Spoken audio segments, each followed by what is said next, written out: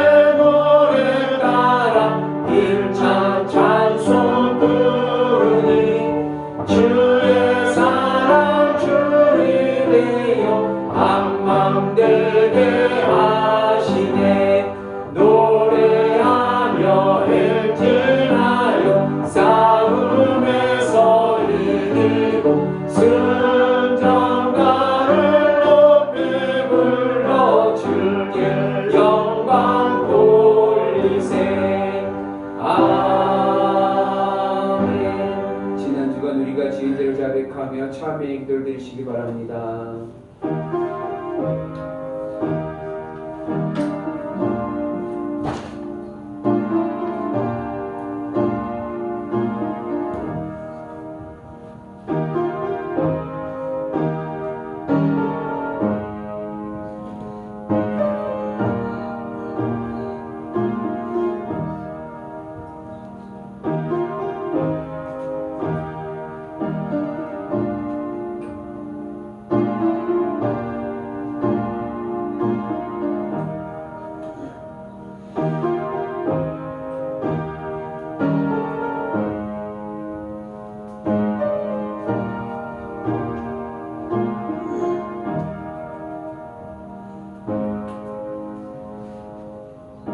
주여 우리가 범죄한 모든 죄를 용서하여 주옵소서. 이제 예수 그리스도 안에 있는 자들에게는 결코 정죄함이 없으리로다. 아멘. 전능하사 천지를 만드신 하나님 아버지를 내가 믿사오며 그 외아들 우리 주 예수 그리스도를 믿사오니 이는 성령으로 잉태하사 동정녀 마리에게 나시고 본디오 빌라도에게 고난을 받으사 십자가에 못 박혀 죽으시고 장사한 지 사흘 만에 죽은 자 가운데서 다시 살아나시며 하늘에 오르사 전능하신 하나님 우편 앉아 계시다가 저희로서 산자와 죽은 자를 심판하러 오시리라. 성령을 믿사오며 거룩한 공회와 성도가 서리교통하는 것과 죄를 사하여 주시는 것과 몸이 다시 사는 것과 영원히 사는 것을 믿사옵나이다. 아멘.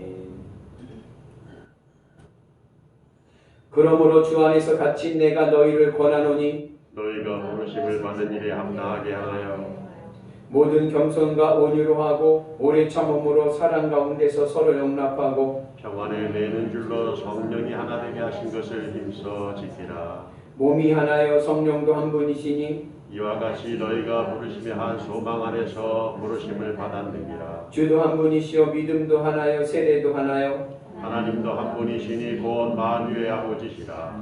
만유 위에 계시고 만유를 통일하시고 만유 가운데 계시도다. 아멘.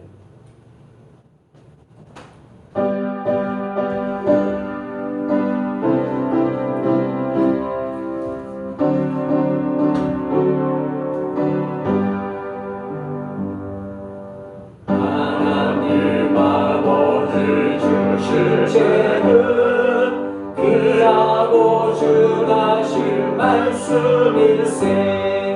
기쁘고 반가운 말씀 중에 날 사랑한단 말 참 좋도다. 주께서 나를 사랑하니 즐겁도다.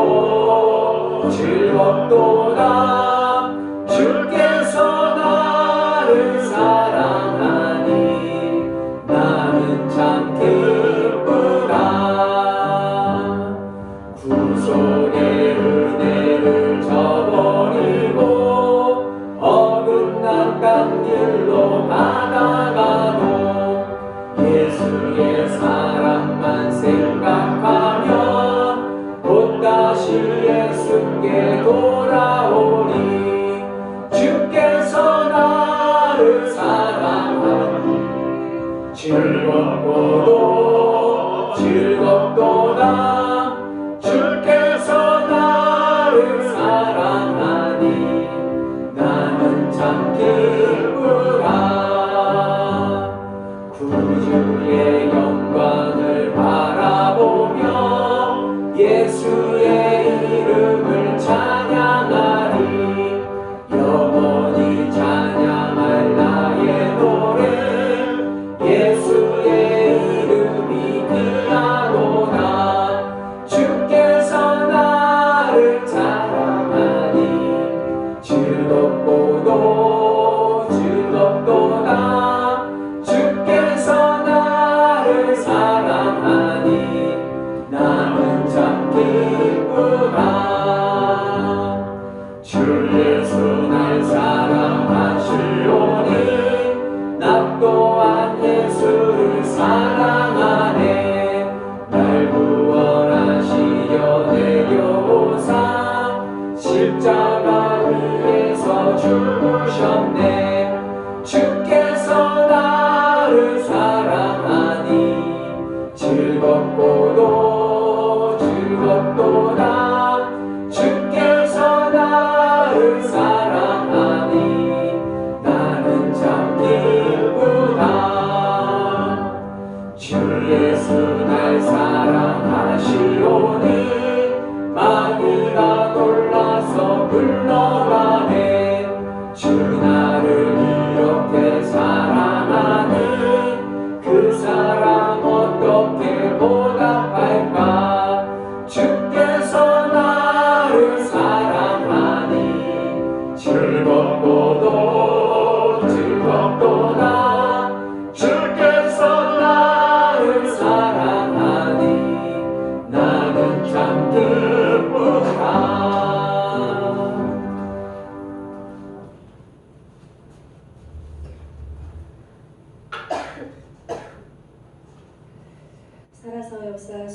주시고 우리의 삶을 지키시는 참 좋으신 하나님 아버지 감사합니다. 우리를 하나님의 귀한 전으로 인도하여 주시어 이 시간 온라인으로 예배할 수 있는 귀한 은혜를 허락하여 주신 하나님 감사합니다.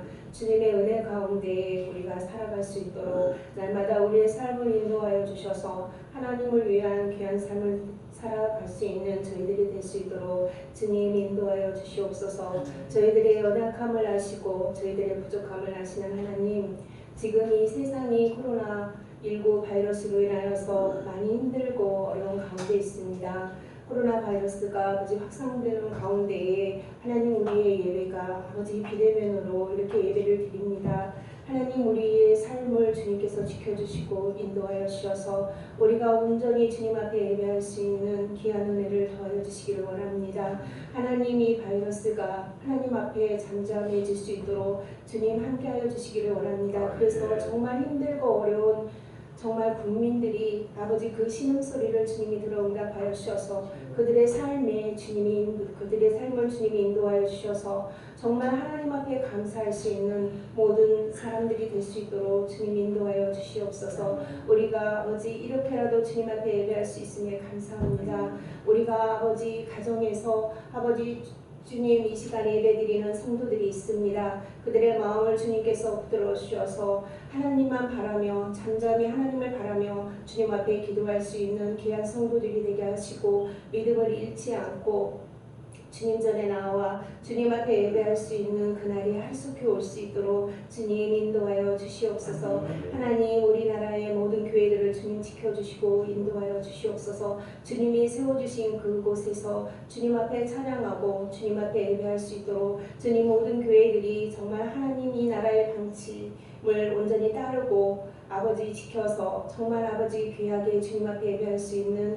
모든 교회들이 될 수 있도록 주님 인도하여 주시고 정말 주님 앞에 아버지 눈물로 기도하는 귀한 기도의 동역자들이 있습니다. 그들의 기도에도 주님이 응답하여 주시고 그들의 기도가 끊이지 않고 하나님 앞에 온전히 예배할 수 있도록 주님 인도하여 주시옵소서. 하나님 우리 영일교회를 주님 축복하여 주시고 함께하여 주셔서 흔들리지 아니하고 주님 이곳에서 주님을 찬양하며 예배할 수 있는 귀한 교회가 되게 하시고 내 이웃을 내 몸과 같이 사랑할 수 있는 귀한 교회가 될 수 있도록 주님 우리 영일교회를 인도하여 주시고 지켜주시옵소서. 많이 힘들고 어려운 자들이 찾아와 주님의 위로와 주님의 평안을 누리며 기도할 수 있는 귀한 성전이 되기를 원합니다. 주님 이곳에 임재하여 주셔서 다스려 주시옵소서. 모든 성도의 가정도 주님께서 지켜주시고 인도하여 주셔서 그들이 흔들림 없이 주님을 바라며 나아갈 수 있도록 주님 인도하여 주시고 그들이 삶이 힘들고 어렵더라도 주님 앞에 더욱더 기도할 수 있는 귀한 성도들이 되게 하셔서 믿음을 잃지 않고 더욱 회복할 수 있는 귀한 시간이 될 수 있도록 주님 인도하여 주시옵소서. 이 시간 하나님의 귀한 말씀을 증거하시는 목사님 영육간의 강건함을 도와주시고 말씀의 능력도 도와여 주셔서 생명의 말씀을 전할 때에 그 말씀을 우리가 영상으로 보지만 듣지만 하나님 그 들음이 하나님 세상을 이길 수 있는 귀한 말씀이 되게 하시고 생명의 말씀이 될 수 있도록 주님 함께하여 주시옵소서. 부족한 저희들이 드리는 이 예배를 주님이 기뻐 받아주실 것을 믿사오며 사랑이 많으신 예수님의 이름으로 기도드립니다.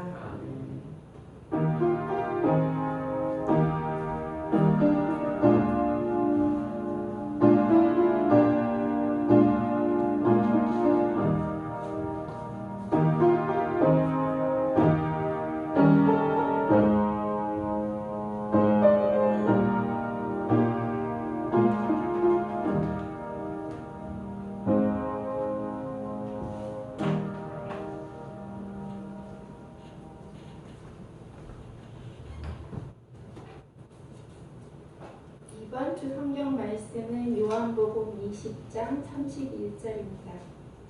오직 이것을 그리스도이심을 믿게 하려 함이요 이것을 기록함은 너희로 예수님께서 하나님의 일을 아들 그리스도이심을 믿게 하려 함이요 또 너희로 믿고 그 이름을 힘입어 생명을 얻게 하려 함이니라. 아멘.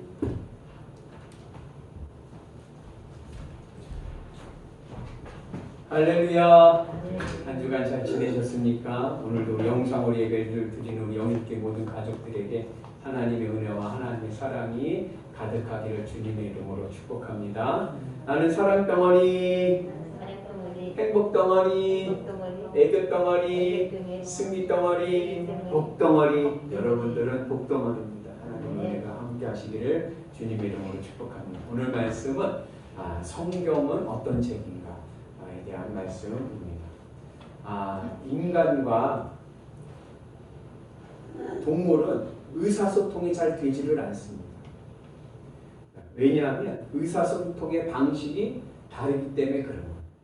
사람과 사람도 의사소통이 잘 안 될 때가 있어요. 예를 들자면 미국 사람과 한국 사람과 만나서 이야기를 하는데 그 언어를 모르면 의사소통이 안 됩니다. 그러니까 미국 사람이 굿모닝, 굿모닝 아침 인사인데 굿모닝 했더니 한국 사람이 뭘 하든 굶었냐고 하면서 이야기를 하지 않습니까? 그래서 오해가 생기는 거예요. 의사소통 방식이 맞지가 않으면 오해를 사게 됩니다. 그래서 부부간이나 친구간이나 이웃간에도 의사소통이 잘 되어지지 않으면 오해를 사게 되고 그리고 서로 간의 의견을 잘 전달할 수가 없게 됩니다. 그러면 하나님은 어떠신가? 하나님과 우리와의 관계에 있어도 하나님과 관계를 맺을 때 의사소통이 필요합니다. 그런데 하나님은 영이시지 않습니까? 그러니까 우리와 차원이 전혀 다른 거예요. 하나님은 우리와 전혀 차원이 다르기 때문에 하나님과 우리가 온전하게 일반적으로 의사소통하기가 쉽지가 않습니다. 성경에 보면은 영이신 하나님의 음성을 뭐라고 했냐면 하나님의 음성은 마치 우레와 같다. 우레 아시죠? 천둥 소리와 구구구구. 그러니까 못 알아듣고 너무나도 우리가 하나님의 음성을 영이신 하나님의 음성을 알아들을 수가 없습니다. 그래서 하나님께서 우리의 입장에서 하나님의 말씀을 하나님의 음성을 들을 수 있게끔 하신 것이 바로 성경 말씀입니다. 하나님께서 우리에게 하나님의 음성을 들려주시기 위해서 주신 말씀이 바로 뭐예요? 성경입니다. 성경이 맞습니까? 성서가 맞습니까? 여러분들 생각에는 어떻습니까? 성경책을 피면 성경책에는 뭐라고 나왔죠? 책의 이름이 있어요. 성경 전서 이렇게 쓰여 있습니다. 그래서 앞에 두 글자를 따면은 성경이 되고 앞 글자와 마지막 자를 합치면 성서가 됩니다. 어떤 분들은 성경이라고도 하고 어떤 분들은 성서라고도 하고 그러죠? 똑같은 말인 거예요. 근데 이제 보면 우리나라가 성경이 들어올 때 옛날에 구한말 시대 때 어떻게 들어왔냐면은 중국으로부터 선교사들이 들어오고 또 일본으로부터 선교사들이 들어왔습니다. 복음이 성경책이 그렇게 전해진 거예요. 그래서 중국으로부터 들어왔을 중국 사람들은 성경책을 성경이라고 했습니다. 도덕경, 사서, 오경, 중국 사람들은 경자를 붙이는 걸 좋아해요. 그래서 성경이라고 하고 일본은 성경을 성서라고 합니다. 책이니까 성서라고 이야기를 합니다. 그래서 성경과 성서는 같은 의미인 거예요. 뭐 어느 게 더 우월하다고 보기보다는 성경과 성서라는 말은 같은 말. 성서라고 써도 되고 성경이라고 써도 됩니다. 특별히 이제 바이블이라고 하죠. 영어로 성경을 바이블이라고 하는데 바이블이라는 뜻이 뭐냐면 책입니다. 책. 비블리온이라고 하는 헬라어에서 왔는데 책이란 뜻이에요. 그러니까 성경은 책인 거예요. 서. 그리고 홀리 바이블. 그죠? 성경을 홀리 바이블이라고 해요. 거룩한 책이라고도 부릅니다. 그래서 이 성경이 하나님께서 어떻게 우리에게 하나님의 음성을 주시기 위해서 우리 하나님의 의견을 말씀하시기 위해서 주신 책이 바로 성경인 거예요. 성경은 원래 번역이 된 우리가 가지고 있는 성경은 번역이 된 겁니다. 우리가 원래 원문이라고 하는 성경을 보면은 구약 성경은 히브리어로 되어 있고 신약 성경은 헬라어, 그리스어로 되어 있습니다. 근데 이 성경이 이제 우리나라에 우리에게 접해질 때는 번역이 된 거죠. 번역할 때 성경을 번역할 때는 두 가지 번역 양식이 있습니다. 첫째는 뭐냐? 형식 일치 번역이라고 해서 그대로 문법 그대로 그 문법의 형식에 맞춰서 번역을 하는 거예요. 그리고 쉽게 말하면 직역이라고 생각하면 됩니다. 그래서 이 형식 일치 번역의 장점은 뭐냐면 원문의 글을 그대로 옮겨 쓰는, 원문을 훼손하지 않는 장점이 있어요. 근데 단점이 뭐냐면 이게 말은 우리말인데 이해가 되지를 않는 거예요. 왜냐하면 그 말을 그대로 번역을 했기 때문에 그 문장 안에, 글은 우리말인데 그 문장 안에 히브리어, 헬라어의 문법이 들어가 있는 거예요. 그래서 우리가 가지고 있는 형식 일치 번역이 바로 우리가 지금 예배 시간에 읽는 개역 개정 성경입니다. 그래서 개역 개정 성경을 읽으면 분명히 우리나라 말이에요. 근데 읽으면은 이게 무슨 말인지 이해가 되지를 않아요. 왜냐하면 그 안에는 이 원문의 문법이 들어와 있기 때문에 이게 이해가 잘 되지를 않습니다. 그래서 나온 번역이 뭐냐면 내용 동등성 번역이라는 번역이에요. 이 내용 동등성 번역은 의미를 전달하는 것을 중요시 여깁니다. 의미를 중요시 여긴다는 것은 의미 전달을 중요시 여긴다는 것은 쉽게 말하면 의역을 한다는 거예요. 그러니까 문법의 양식에는 맞지 않지만 우리가 그것을 이해하기 좋게끔 우리에게 원문의 의미를 전달하는 데 목적이 있습니다. 그러니까 무슨 말인지 알게 하는 게 중요하지 않냐. 그러니까 그 의미를 전하는 데 관심을 갖습니다. 근데 단점은 뭐냐면 그렇게 의미를 전달하다 보니까 그 본문이 말하는 본문의 문법의 양식을 무너뜨리고 본문에 없는 말이 가감이 될 때가 있어요. 그래서 예를 들자면 전도서 11장 1절의 말씀을 보면 개역성경에는 이렇게 되어 있습니다. 너는 내 떡을 물 위에 던지라. 여러 날 뒤에 도로 찾으리라. 이렇게 되어 있습니다. 그럼 너희는 너의 떡을 물 위에 던져라. 그리고 여러 날 뒤에 찾으리라. 이게 들으면 분명 우리나라 말인데 이해가 잘 되지를 않아요. 근데 이것을 표준세 번역, 의미 번역을 한 성경을 보면 뭐라고 되어 있냐면 돈이 있으면 무역에 투자하라. 여러 날 뒤에 너는 이윤을 남길 것이다. 라고 얘기해요. 들어도 이해가 팍 되잖아요. 근데 문제는 뭐냐면 원문에 있는 내용은 아니야. 원문에는 돈이라는 단어도 없고 이윤이라는 단어도 없어요. 그 의미를 전달하기 위해서 우리의 표현에 맞게끔 바꾼 거죠. 그래서 성경을 읽을 때는 이렇게 다양한 성경에 다양한 양식이 있기 때문에, 형식이 있기 때문에 개역 성경도 읽어도 좋고, 읽고 또 표준세 번역이나 새 번역, 현대어 성경을 읽고 같이 읽어가는 것이 성경을 이해하는 데 참 도움이 됩니다. 그래서 이와 같이 하나님과 인간의 의사소통을 하는 수단은 두 가지가 있는데, 하나는 뭐예요? 성경인 거예요. 성경은 뭐예요? 하나님의 음성이 말씀으로 우리에게 전해집니다. 그리고 또 하나님께서 우리에게 주신 의사소통의 수단이 뭐죠? 기도죠, 기도. 우리는 기도할 때 하나님과 어떻게 영적인 교제를 합니다. 하나님과 기도할 때 하나님의 음성을 어떻게 듣습니까? 우리는 기도 중에 하나님의 음성은 우리는 마음으로 듣는 거예요. 영이신 하나님의 음성을 마음으로 듣는 겁니다. 이 기도 중에 듣는 하나님과의 교제의 하나님의 음성은 개인적인 사건, 나에게만 일어나는 사건이고 주관적인 사건입니다. 또 하나님께서 우리에게 주신 소통의 수단이 뭐예요? 성경은 오히려 뭐예요? 대중적이고 객관적인 거예요. 누구에게나 똑같은 동일한 말씀을 우리에게 말씀을 해주심을 통하여 깨닫게 하십니다. 그래서 이 말씀과 기도를 구분하자면 말씀은 영의 양식이 되고, 그리고 기도는 영의 체력이 됩니다. 기도를 많이 하면 영적인 체력이 강해지고, 그리고 말씀을 많이 읽으면 영적으로 건강해집니다. 우리가 말씀과 기도에 은혜가 있기를 주님의 이름으로 축복합니다. 신학적으로 말씀은 세 가지 차원에 있어요. 어떤 차원이냐면 계시된 말씀이 있고, 기록된 말씀이 있고, 그 다음에 선포된 말씀이 있습니다. 계시된 말씀은 뭐냐? 예수 그리스도입니다.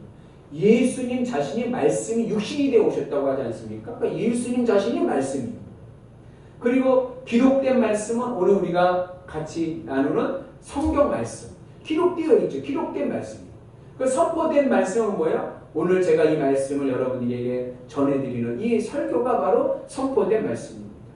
그리고 또 이 말씀이 하나님의 임재를 상징한다는 의미에서 이 말씀은 또 뭐와 비유가 되냐면 성전과 비유가 됩니다. 그래서 성전이라는 것은 뭐냐? 스가랴서 5장에 보면 날아다니는 두루마리가 나와요. 두루마리 환상을 통해서 우리에게 보여주는 교훈이 있는데, 성전은 뭐냐? 성전은 눈에 보이지 않는 말씀입니다. 말씀을 눈에 보이게끔 한 것이 성전입니다. 그 말씀은 뭐예요? 말씀은 눈에 보이지 않는 성전이고 성전은 눈에 보이는 말씀이 됩니다. 그래서 이 말씀에는요 하나님의 임재하심이 임하게 되는 줄로 믿습니다. 그래서 성경이 가지고 있는 여러 가지 의미가 있는데 첫째는 성경은요 살아있는 하나님의 말씀입니다. 하나님은요 우리와 교제하기를 원하세요. 우리가 교제하기를 원하시는데 하나님은 영이시기 때문에 우리가 먼저 하나님을 인식할 수가 없어요. 하나님이 먼저 우리에게 계시를 하셔서 드러내 주셔야 돼요. 하나님이 먼저 우리에게 하나님의 존재를 드러내 주신 것이 바로 뭐예요? 말씀이고 이것이 바로 성경입니다. 그래서 하나님의 말씀에는 특별히 능력이 있는 거예요. 그래서 하나님이 세상을 만드실 때도 무엇으로 만드셨어요? 말씀으로 창조하셨고 그리고 예수님께서 40일 광야에서 금식하시고 마귀의 시험을 당하실 때도 무엇으로 물리치셨어요? 말씀으로 물리치셨어요. 그러니까 말씀에는 능력이 있는 거예요. 그리고 이 말씀을 통하여 우리는 어떻게 돼요? 믿음이 굳게 세워지게 되는 겁니다. 그래서 우리가 하나님과 교제하고 하나님을 알기 위해서는 이 성경 말씀을 우리가 잘 기억하고 읽는 은혜가 있기를 주님의 이름으로 축복합니다. 그리고 그래서 이 성경이 기록된 목적이 뭐냐?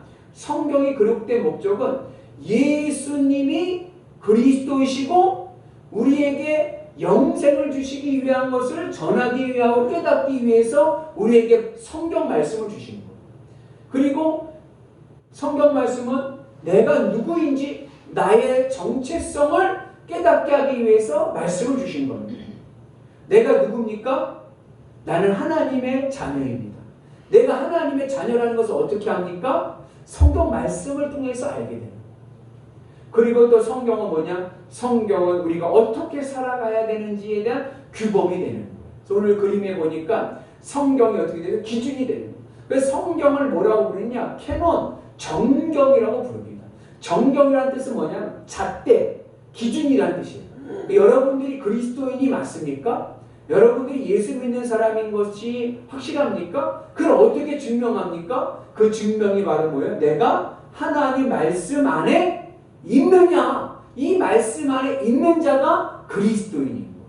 바라긴 여러분들이 주님의 말씀 안에 거하는 귀한 성도들 되기를 주님의 이름으로 축복합니다. 그래서 하나님의 말씀은 살아있는 하나님의 능력이 되고 또 우리에게 삶의 기준이 되고 또 성경은요 우리에게 영의 양식이 되는 거예요. 우리는요 인간에게 생명을 유지하기 위해서는 가장 필요한 게 뭐예요? 양식인 거예요. 우리가 육신이 유지하기 위해서는 어떻게 돼요? 하루 세 끼 음식을 먹어야 돼요. 그런데 인간은 영적인 존재이기 때문에 이 육신의 양식만으로는 배부름을 느낄 수가 없는 거예요. 짐승들하고는 다릅니다. 짐승은 영이 없기 때문에 짐승들은 자기 배부르면 그만이고 그러니까 아무리 무서운 사자도 배가 부르면 앞에 토끼가 지나가도 잡아먹지를 않습니다. 그런데 사람은 어때요? 사람은 배부른데 토끼가 지나가면 그것도 또 잡아먹는 거예요. 왜냐하면 만족이 안 되기 때문에 그래요. 인간의 만족은 어디서 오느냐? 인간의 만족은 영적인 만족으로부터 오는 거예요. 영의 양식을 먹어야 만족하게 되고 배부르게 됩니다. 그 영의 양식이 뭡니까? 그게 바로 말씀입니다. 그래서 우리가 우리의 삶이 건강하고 우리의 삶이 만족하고 행복하기 위해서는 내 영혼의 양식이 채워져야 되고 내 영혼의 양식이 바로 뭐예요? 하나님의 말씀, 성경 말씀인 줄로 믿습니다. 그래서 말씀을 통해서 여러분들이 주님의 은혜로 우리의 영혼이 건강한 영혼이 될 수 있기를 주님의 이름으로 축복합니다. 내 영혼이 만족하고 배불러야 내 인생이 행복해지는 겁니다. 그래서 우리가 육체의 양식만이 아니라 육신의 양식만이 아니라 영혼의 양식, 말씀을 잘 읽음을 통하여 말씀을 잘 섭취하심을 통하여 건강한 믿음의 생활을 할 수 있는 은혜가 있기를 축복합니다. 그러면 성경은 어떻게 기록되었을까? 성경을 기록할 때 성경은 두 가지 차원이 있습니다. 하나는 초월성과 또 하나는 역사성입니다. 역사성이라는 말은 뭐냐? 사람이 기록했다는 거고 초월성이라는 말은 뭐냐면 하나님의 영감, 하나님의 계시가 임했다는 거예요. 그러나 성경은 사람이 썼지만 그러나 그게 그냥 사람의 인간의 글이 아니라 그 글 안에는 무엇이 임했어요? 하나님의 영이 임한 그 말씀이라는 겁니다.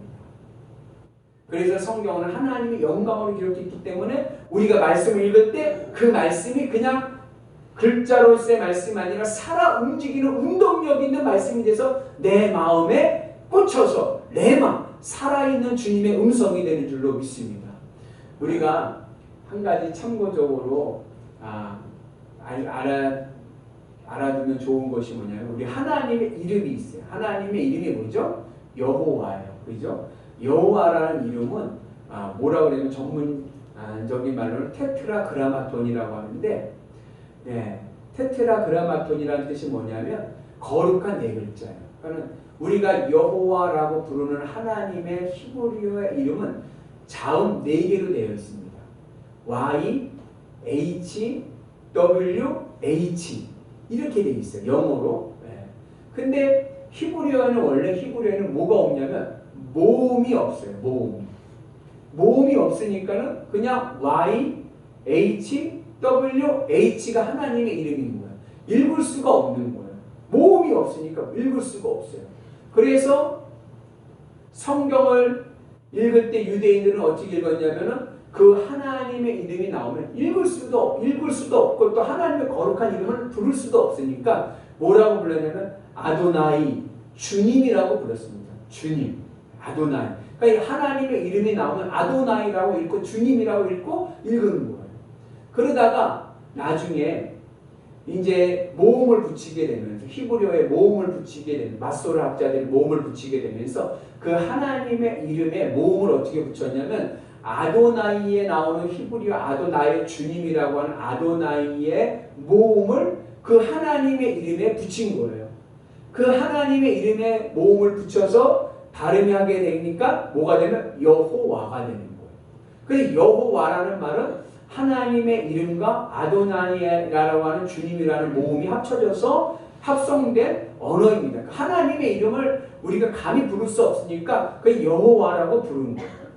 그래서 이 신약 성경에 보면 여호와라는 말이 나오지 않죠. 신약 성경에는 구약의 성경을 인용을 하는데 뭐로 인용하냐면 주님이라고 인용해요. 주님. 왜냐하면 그냥 아도나이라고 불렀던 그 주님이를 헬라어로 그냥 번역을 하니까 주님이 돼버리는 거예요. 신약 성경에는 여호와라는 말이 나오지 않습니다. 구약에만 여호와라는 이름이 나와요. 근데 나중에 이 여호와라는 이름을 이제 언어학자들이 연구를 해서 하나님의 이름을 소리를 발견했어요. 그 하나님의 이름의 소리가 뭐냐면 야훼입니다. 야훼. 그래서 순복음교회는 여러분 순복음교회는 성경 보셨나요? 순복음교회 성경에서는 여호와라는 단어를 쓰지 않고 뭐라고 써요? 야훼라고 하죠. 그렇죠? 그리고 공동번역 천주교에서 쓰는 공동번역에서는 뭐라고 썼냐면 야훼라고 했습니다. 왜 야훼고 왜 야훼냐? 원래 발음은 야훼가 맞아요. 야훼가 맞는데 이런 얘기가 속설인데 이제 원래 공동번역은 이 천주교 성경학자들과 개신교 성경학자들이 모여가지고 우리가 하나 된 신구교가 합쳐서 가톨릭과 개신교가 합쳐서 하나의 성경책을 쓰자라고 해서 번역을 했습니다.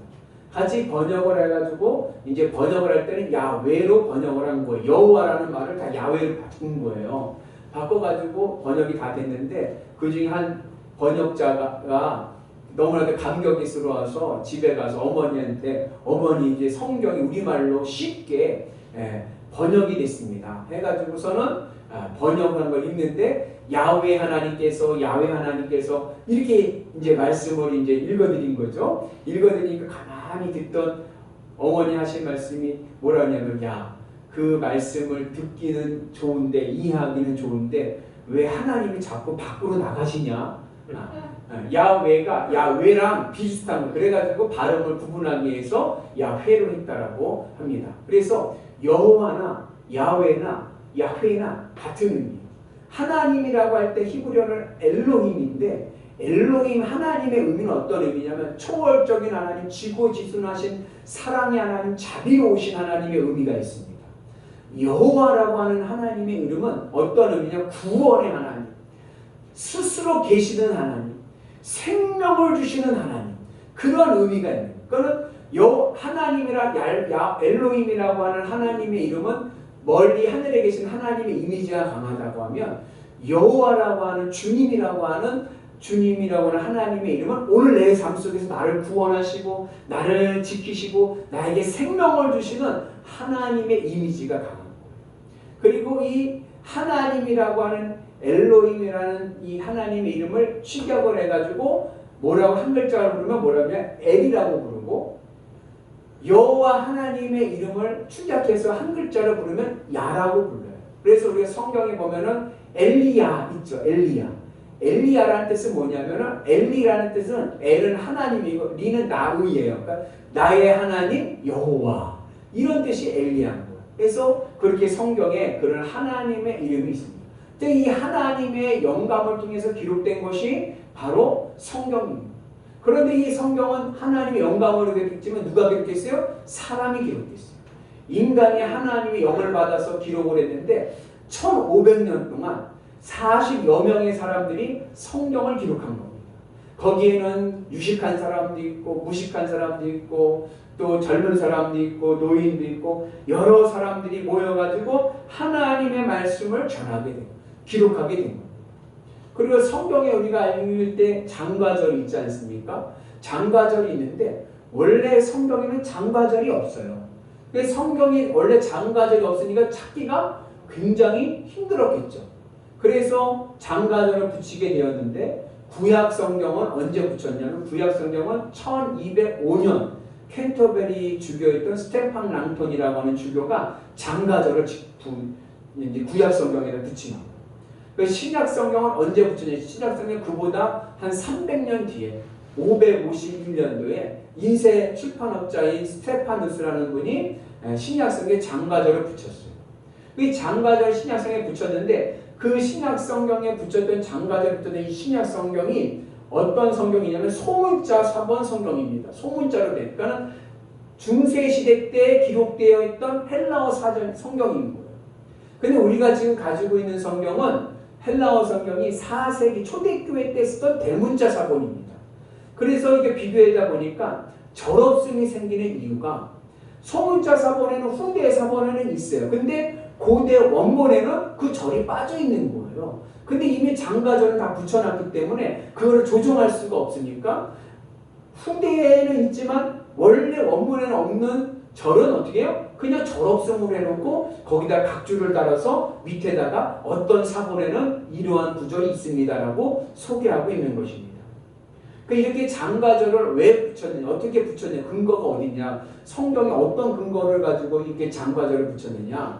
느헤미야 8장에 보면 이런 일이 있습니다.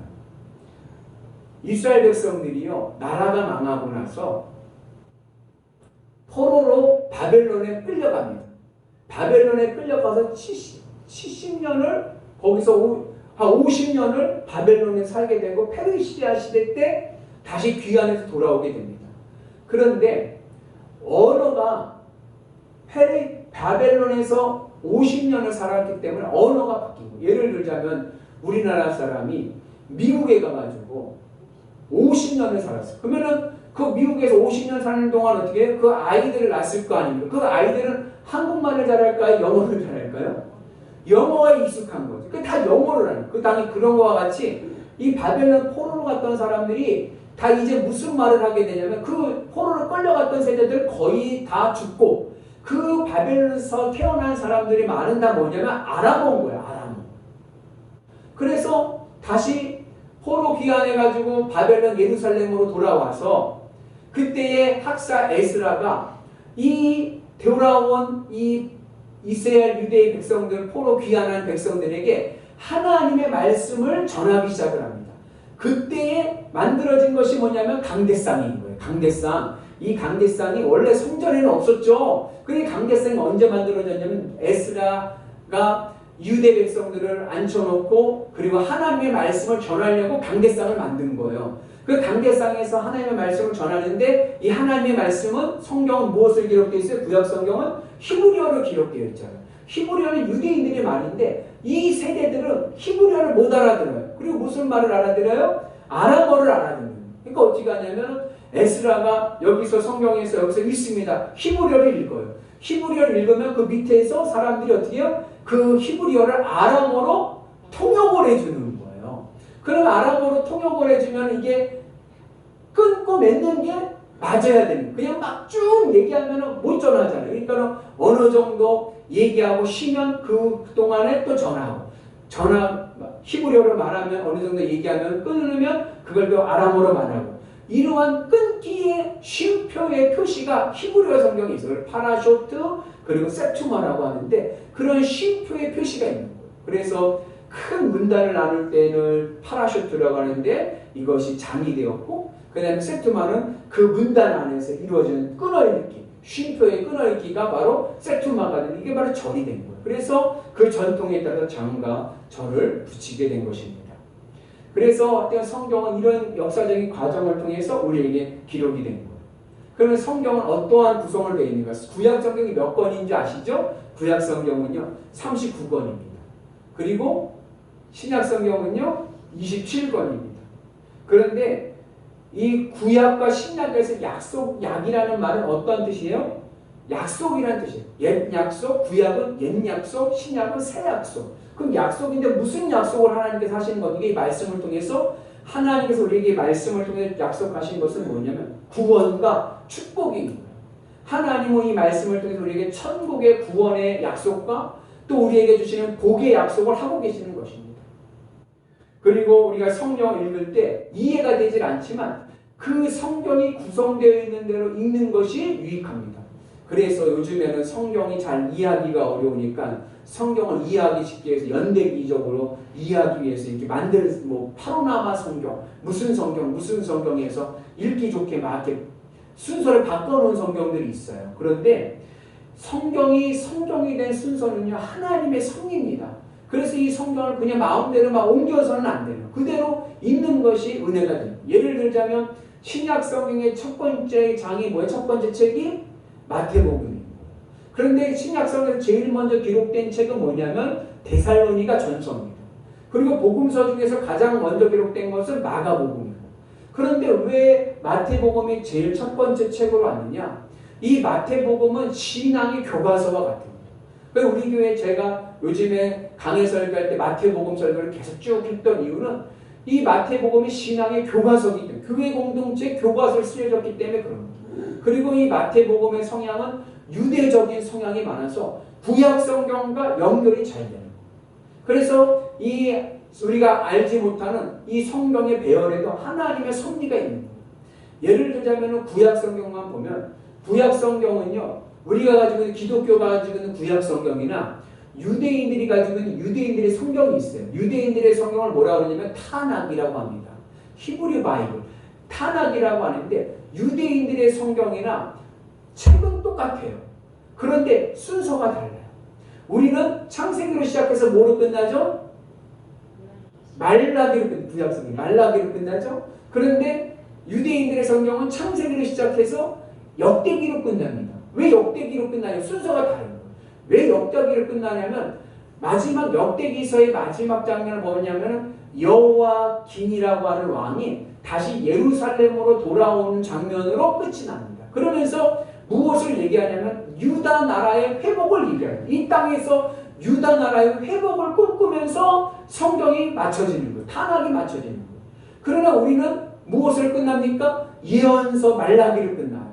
예언서 말라기의 마지막이 뭡니까? 다시 오실 그리스도, 우리를 구원하실 메시아 그리스도의 오심으로 말씀이 끝나는 거예요. 그래서 창세기로부터 해서 예언서를 끝나면서 다시 오실 메시아 예수님, 메시아 그리스도를 대망하면서 끝나는 그 말씀이 뭐와 연결돼요? 메시아 예수님이 오심과 연결이 돼가지고 신약 성경과 연결이 돼요. 그래서 성경을 순서를 뒤죽박죽하는 게 아니라 이 성경의 순서에도 하나님의 섭리가 있음을 여러분 기억하시기를 바랍니다. 그러면 왜 구약 성경이 순서가 어떻게 바뀌었을까? 참 희한하지 않습니까? 이게 하나님의 섭리인데 역사적인 얘기를 해드리면 원래 유대인들은 히브리어 성경을 쓰고 있잖아요. 39권의 히브리어 성경을 이제 쓰고 있어요. 히브리어 성경을 쓰는데 원래 유대인들은 상하가 없습니다. 그냥 하나예요. 사무엘 상하 우리 그러잖아요. 거기 사무엘서, 열왕기 상하 아니에요. 열왕기서 이렇게 됩니다. 그리고 12소선지서 12명의 예언서들이 있지 않습니까? 소선지서를 한 권의 책으로 많이 해요. 소선지서. 그래서 24권인 거예요. 책이. 그럼 똑같은 거예요. 구약이나 타락이나 성경은 똑같습니다. 책의 분량이 하나가 없어졌기 때문에 권수가 다른 건데, 그런데 원래는 창세기로부터 역대기로 끝나는 책이 원래 구약 성경이었어요. 근데 어떤 일이 있었냐면 기원전 3세기에 그 헬라 제국 알렉산더 대왕이 죽은 다음에 그 나라가 헬라 제국이 네 나라로 분열이 됩니다. 분열되면서 이집트 쪽에 세워진 나라가 프톨레미라고 하는 왕조가 있었는데, 그 프톨레미 왕조의 프톨레미 2세라고 하는 황제가 어떠한 마음을 가졌냐면 자기가 다스리는 곳 중에 알렉산드리아라고 하는 도시에다가 세계 최대의 도서관을 지으려고 하는 거예요. 세계 최대의 도서관. 그런데 그 세계 최대의 도서관을 지어서 세계 유명한 책들을 다 모으려고 하는데, 그때 그 도서관 관장이 왕에게 추천한 책 중에 하나가 뭐냐면 이 유대인들이 쓰는 이 타락인 거예요. 그런데 도서관 관장이 하는 말이 왕에게 폐하. 유대인들이 하나님의 말씀이라고 하는 책을 가지고 있습니다. 근데 그 책은 히브리어로 되어 있습니다. 그러니까 그 말을 들은 왕이 그러면 이 히브리어로 된 성경을 헬라어로 바꿔서, 우리가 쓰고 있는 헬라어로 바꿔서 번역을 해가지고 도서관에다가 놓자. 그래가지고 어떠한 일이냐면 이스라엘의 랍비 대제사장에게 이제 전문을 보내서 이 히브리어 성경을 헬라어로 번역할 랍비들을 보내라고 이야기합니다. 그래서 이스라엘이 몇 지파죠? 12지파예요. 12지파에서 각 지파에서 6명씩 랍비들 뽑아서 하니까 6 곱하기 12 하니까 72명인 거예요. 그 72명의 랍비들이 모여서 히브리어 성경을 헬라어 성경으로 번역을 합니다. 그 번역한 성경이 바로 헬라어 성경 72년이라고 하는 성경이에요. 근데 이 72년의 성경에 번역을 하면서 그들이 그 랍비들이 성경의 순서를 바꿔놔버리는 거예요. 그러니까 원래 성경의 순서를 기독교인이 바꿔놓은 게 아니라, 인위적으로 바꿔놓은 게 아니라 그 랍비들이 자기네들이 헬라어로 번역하면서 성경을 순서를 바꿔놓은 거예요. 그리고 난 다음에 그 성경이 유대인들 속에서 헬라어서 이제 언어를 잃어버렸으니까 히브리어를 잃어버리고 아람어를 지나서 이제 헬라어를 쓰던 시대니까 헬라어 성경을 읽던 그런 그 사람들에게 예수님 오심이 연결이 돼가지고, 그래서 이 헬라어 성경에서 말씀하는 예언서에서 말씀하시고 있는 그리스도 메시아가 바로 누구다? 예수님이심이 연결이 되는 거예요. 그래서 여러분 우리가 신약 성경에 보면은 예수님 시대 때는 바울이 구약 성경을 인용하는 그 구약 성경은 다 뭐냐? 헬라어 성경에서 온 것들입니다. 그 나중에 유대인들은 기독교인들이 이걸 가지고 구약 성경을 헬라어 기독교 성경을 가지고서는 복음을 전하러 다니니까 나중에 유대인들은 이 헬라어 성경을 버리고 다시 히브리어 성경으로 돌아가게 되는 거예요. 그렇게 해가지고서는 이 성경이 이제 헬라어 성경으로 기록된 성경을 가지고 있다가 신약도 헬라어, 구약도 헬라어, 이제 성경을 가지고 기독교인들이 쓰다가 기원후 4세기 이제 교회가 로마가 기독교를 공인하면서부터 로마 시대 때 언어는 뭐냐면 라틴어거든요. 그래서 이 성경을 라틴어로 번역을 합니다. 그걸 불가타 성경이라고. 라틴어로 번역해서 이제는 헬라어 성경이 라틴어 성경이 돼서 AD 4세기 때부터는 라틴어로 성경을 이제 읽는 거예요. 그래서 여러분 보면은 성당 같은 데 가면 막 조각품들이 많잖아요. 예술품들도 많고 천장이나 이런 데가 그림도 많이 그려놓고 중세시대 때 성당들 보면 그렇잖아요. 왜 그러냐면 이 로마 제국으로부터 이 교회가 이 라틴어를 쓰면서부터 설교를 라틴어로 하는 거예요. 그러니까는 보통 사람들은 라틴어를 못 알아듣는 거예요.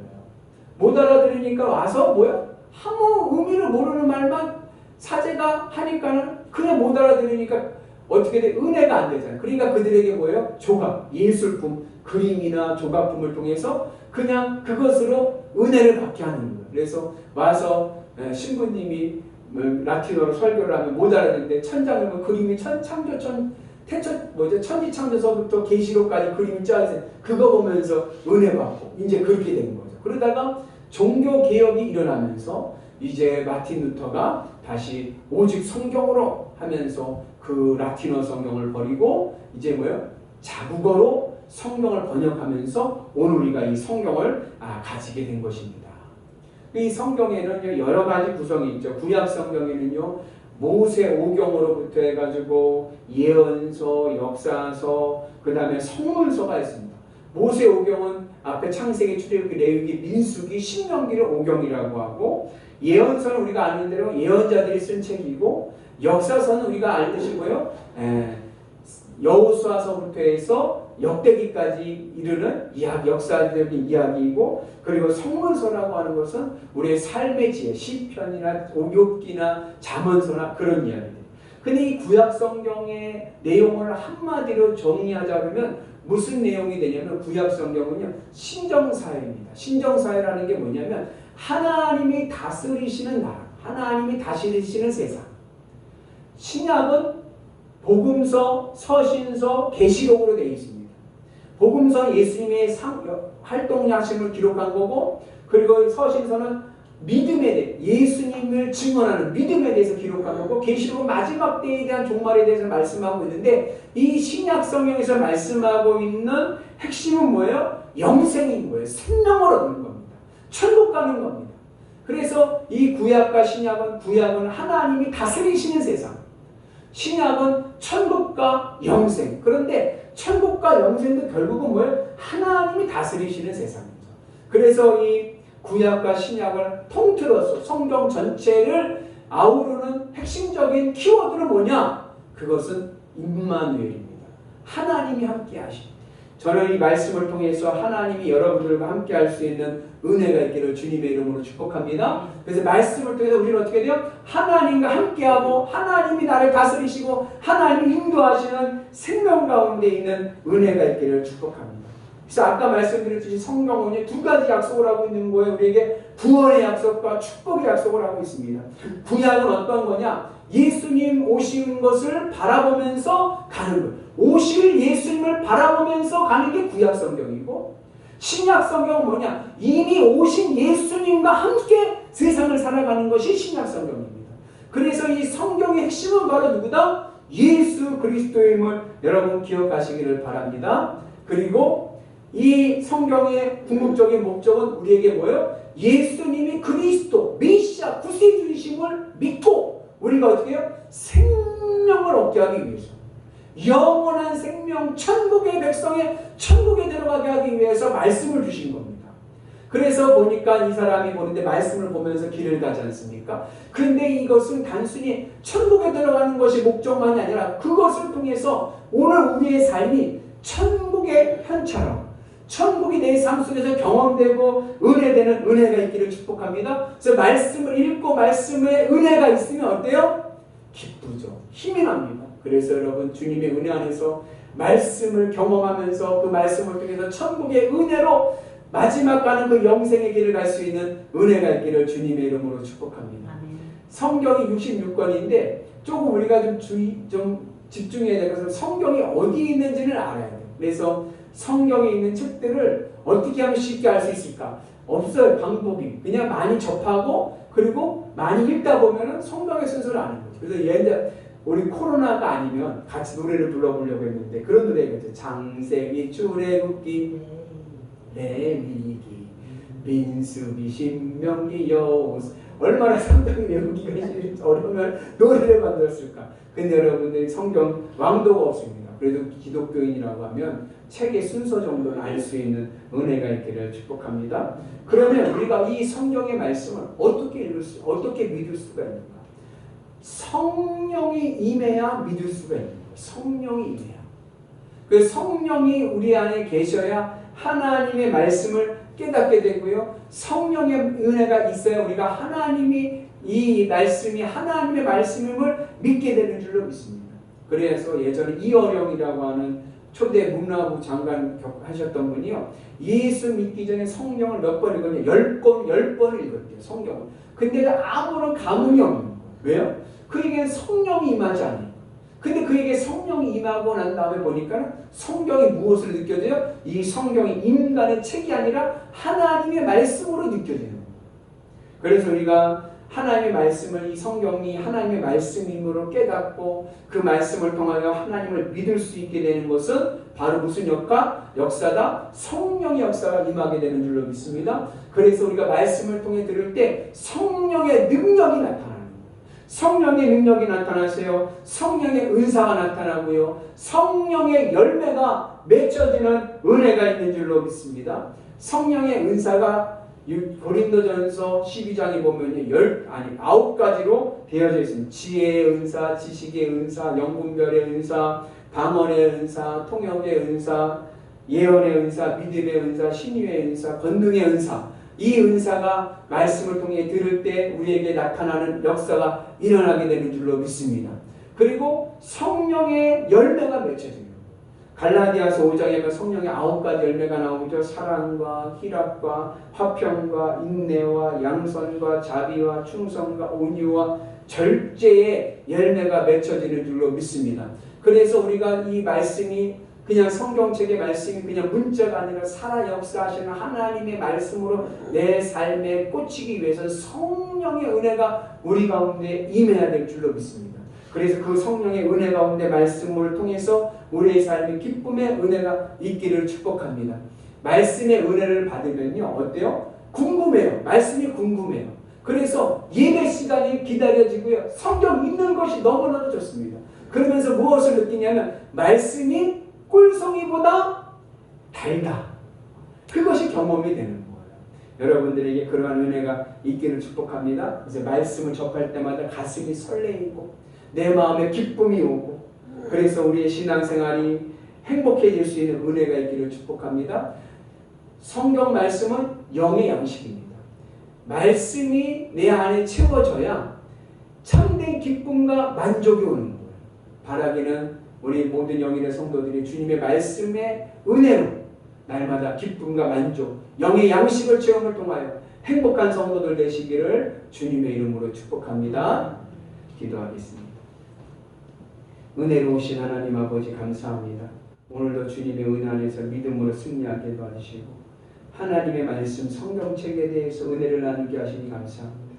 하나님의 말씀이 영의 양식임을 깨닫고 주님만을 바라보며 귀한 믿음의 삶을 살게 하여 주옵소서. 예수님의 이름으로 기도합니다. 아멘.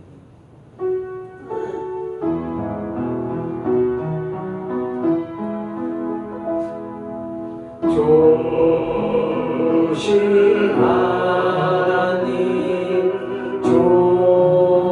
조신 하나님, 참 조신 나의 하나님,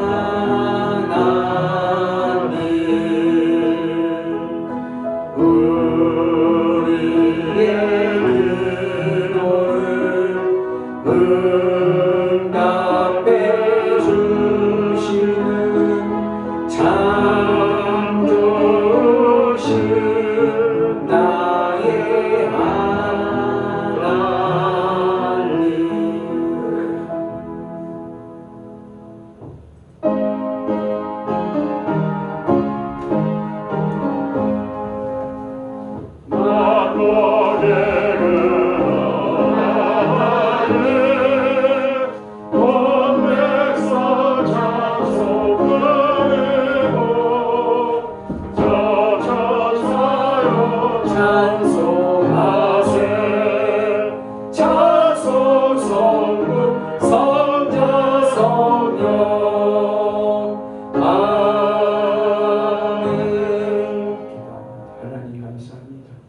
우리에게 귀한 생명을 주시고 영상이지만 예배의 은혜가 있게 하시니 감사합니다.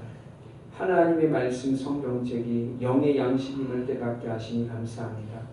말씀을 통하여 성령의 은혜로 깨닫게 하시고 늘 기쁨의 삶을 살 수 있도록 인도하여 주옵소서.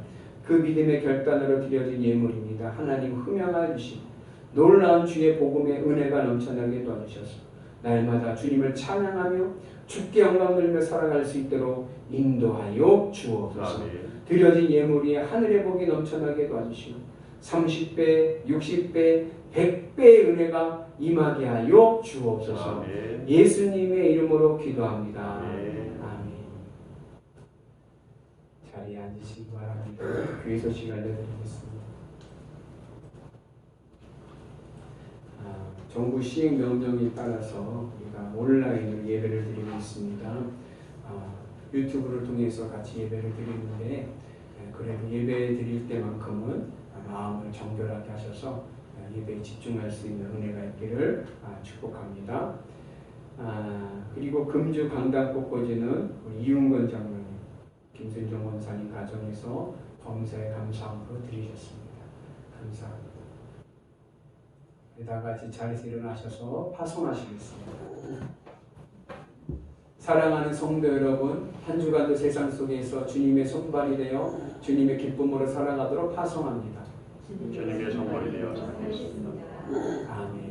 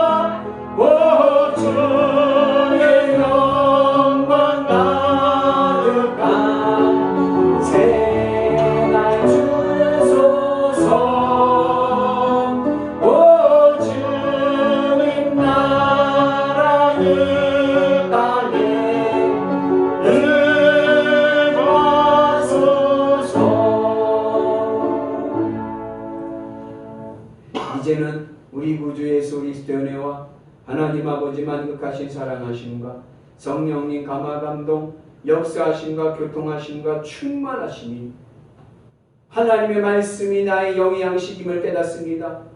영의 양식이 배불러야 영원히 기쁘고 행복할 줄로 믿습니다. 주의 말씀을 귀히 여기는 믿음의 성도들이 되게 하여 주옵소서.